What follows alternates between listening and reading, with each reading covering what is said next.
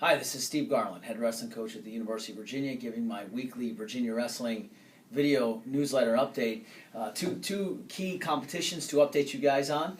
We were really fortunate to be able to have two teams wrestling this past weekend. We had 6 guys that Coach Gavin drove up to the Penn State Open to get matches and develop, and we also had some red shirts wrestling at the Penn State Open. And then we also had the prestigious Las Vegas Cliff Keen Invitational, which is, in my opinion, one of the toughest tournaments in the country. I shouldn't even just say my opinion. I think widely known as one of the best tournaments in the country. It was one of the deepest, if not the deepest, tournament that I've seen in a long, long time. I mean, it was just flat out tough at every single weight class. Amazing competition there, and so an incredible experience for us. So I want to start with that. I'll start with the Las Vegas tournament, and then I'll go over to Penn State, and I'll run through weight by weight. So right off the bat, Nick Herman came out, guns blazing, got a technical fall first round, looked amazing. One of the best matches we've seen him put together all year. The next match, he wrestled the guy who eventually took third, who was the 6th seed at the tournament. Very highly nationally ranked young man from Oregon State who actually beat Herman at the first round of Nationals last year by a point. Another close battle, went to overtime, crazy match. We ended up getting duck undered in overtime and lost. So Herman was this close to being in the quarters and knocking off a very highly nationally ranked guy. So it was a heck of a battle there. Next round he comes out. I think he won. Then he wrestled another match and he won. And in this match, it was another war that he ended up getting a reversal with 5 seconds left to win. It's just typical Herman. I mean, we talked about it before that he's represents the pillar of compete in such a way. Well, he did that again. I mean, he's out there hitting cartwheels and backflips and jumping over the guy. Just when he's out there, it's just everything but the kitchen sink, and I think everybody likes to watch that, and I think every coach in the country can respect that. So we're really proud of him. In that match, he ended up getting injured. He had to pull out from the tournament after that, so he would have been in the placing round. The round of place, he would have had a young man that he beat close at Nationals last year, so it would have been a really tough match. But obviously the injury was not something we expected, and I can't get into detail on it other than to tell you that hopefully he'll be back very soon for us. But at 133, that was the big story of the tournament for us. Georgie DiCamillo made it to the semifinals, beating tough guy after tough guy after tough guy. In the semis, he lost to the eventual champion and now #1 ranked wrestler in the country, Nashawn Garrett from Cornell University, who's a returning national finalist. Lost to him, came back, and this is what we're really proud of. In the Conci semis, he beats a guy who pinned him last year. So he got a huge elephant off his back by coming back and major decisioning a guy 9-1 or 8-1, or almost a major decision, whatever the score was. But he dominated the match, is what I'm saying, against a young man who had beaten him before and beaten him badly, pinned him. So that was a huge turnaround for George mentally and physically, and his wrestling just looked so good that match. Then the bronze medal match, he has another young man who beat him last year, who pinned him, Hall from Iowa State, who's ranked 4th in the country. Georgie completely dominated the match and ended up winning the match 13-3, I believe the score was. He won by a major decision. And we're just so proud of him because it's hard to do. Mentally, it's hard to come out there and do that against a guy who's done that to you in the past. And it's also very hard to wrestle to a guy at that. Earl Hall is one of the most athletic guys at the weight class. He's extremely dangerous, explosive, talented. So to find a way to beat that type of skill set was really impressive. So we're really happy for George in his 3rd place finish. 141, I'll start whipping through these quickly. 141, Emilio Martinez highlighted the tournament was he beat the #4 seed. First round, he pinned him. He hit a lat drop and pinned the young man from Hofstra, who's really, really, really, really good. So that was probably the biggest win of his life in college. At 49, Chris Yankovic always gives us his best effort. Yank was our entrant at 149, and everybody loves him because of how he prepares, how he trains, how he lives his life, and he didn't place, but as always, he represented our program well. At 157, Andrew Atkinson was the other story of the tournament for us. He wrestled 9 matches. He lost first round, came all the way back through to go for 3rd and 4th, and beat nationally ranked guy after nationally ranked guy after highly ranked guy after seeded guy, one after another after another. It was amazing. We've been saying all along this year that his wrestling's gotten way better, and it has, and that he's a guy that you need to be thinking about and watching out for, and he certainly is. This tournament was a breakout for him. For the 3rd, 4th place match, he was winning the entire match. He got reversed with 40 seconds left or 30 seconds left. The scramble comes out. He fights out for the one to tie it up, and he took a bad shot and got taken down. But I mean, in my opinion, he completely controlled the match until the last 40 seconds. And so, okay, he can learn from that for sure. But I mean, when you go out guns blazing, it's kind of hard to get mad at a guy. So he was the one initiating the shot to try to win the match. So we're just really happy for him, and we think there's going to be great things coming for him down the road. Garrett Peppelman, I believe, went 2-2. I believe 3 or 2 and 2 and 2. 174 Fox, same thing. Both those guys are right on the borderline right now of making that jump. And Fox is only a first year. Garrett's a redshirt freshman, so essentially a first year. And so right now they're going through the battle. They're in the grind right now. Of our schedule this semester was insane. We wrestled 3 tournaments and 6 dual meets, 4 nationally ranked teams, and the toughest tournament in the country so far. So not too shabby. And so I think they're experiencing some of that, and I think that's going to only help them the second half of the year.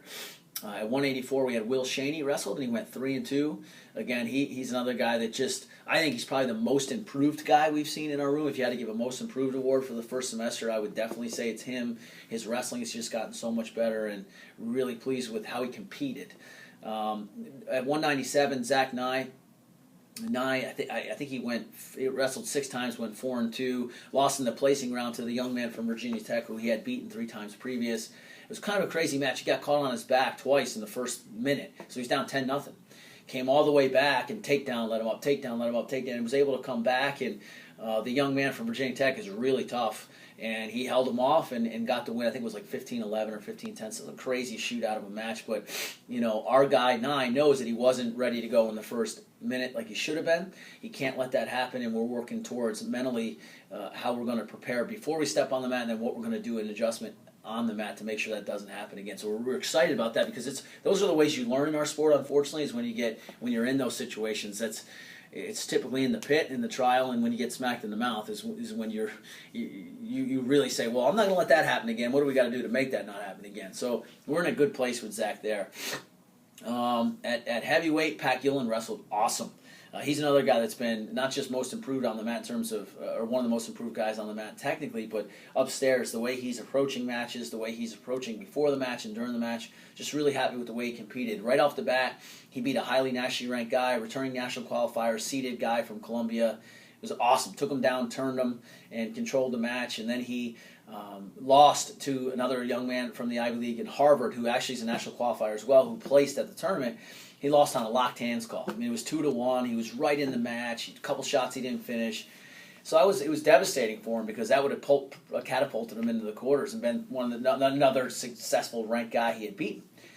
Comes back, wrestlebacks, does great, makes it to day 2, placing round, loses to the young man from Cornell, who we know well. He's a great kid named Jeremy Sweeney.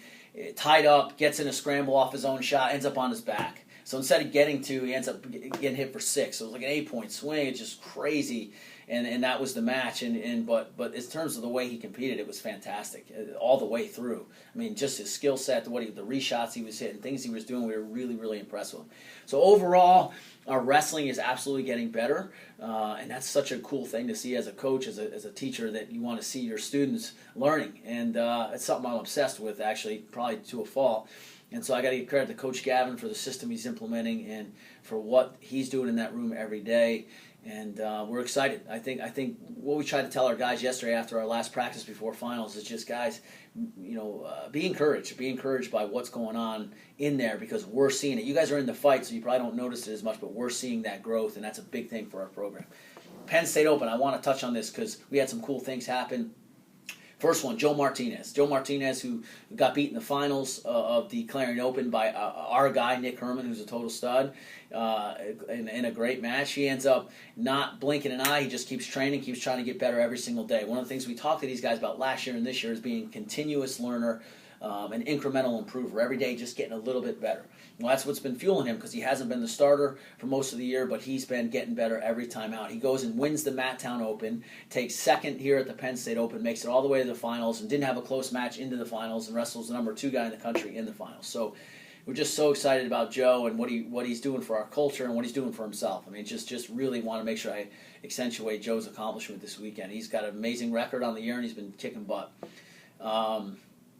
We also had Sammy Krivas, who is a redshirt for us this year so far, and he's been doing great in all the opens. He's been wrestling constantly. He's been developing as well. He's another guy that's getting a lot better. We love him. We think he's a huge building block in the program moving forward. And he lost to the number 4 guy in the country 5-3 and was winning the whole match and lost late and just had a great battle with Jimmy Goulbon from Penn State. So it's a big name in our sport for those who don't know, and it was a big thing for for Sammy as a first year to just go out there and say, look, I'm not concerned about his name or his accolades. I just want to beat him, and so that's really a good place to be as a wrestler, as an athlete. So excited for Sammy. Tyler Askey is another guy that's been battling in a lot of opens, battling through injuries. He places and won, I don't know how many matches, but a lot. Really proud of him. Tyler Love had a breakthrough tournament and placed at an open as a redshirt freshman for us at 197. Gosh, Ethan Hayes got some wins at heavyweight. He's been battling through some stuff too. Man, I hope I don't miss anybody. MJ Roberson competed at 157. We had Dustin Romer at 165. We had a lot of guys wrestling. So it was good. I mean, Cam Harrell at 157, who's been a stud freshman for us this year, was also redshirting. So it's Cam Harrell's another guy that we think is pretty special, and he's been dealing with some injuries since early on in the year. He was one of those guys that I went nuts about after declaring it open. And so right now, you hear the word injury a lot. That's what happens when you wrestle this much. And so I don't want to get everybody alarmed. This is the deal. I don't mean injuries, of course, career enders. These are owies that are going to happen in our world. So that's where we're at. Right now, the next shift for us is finals. Do as well as you can do. Train as best we can before we release them for the break. As a staff, we're going nuts with recruiting. Coach Lean's going to be up going up to the Ironman. I'm going to be at the Beast of the East. We're going to be everywhere. So Coach Gavin is going to be competing soon in a huge freestyle tournament.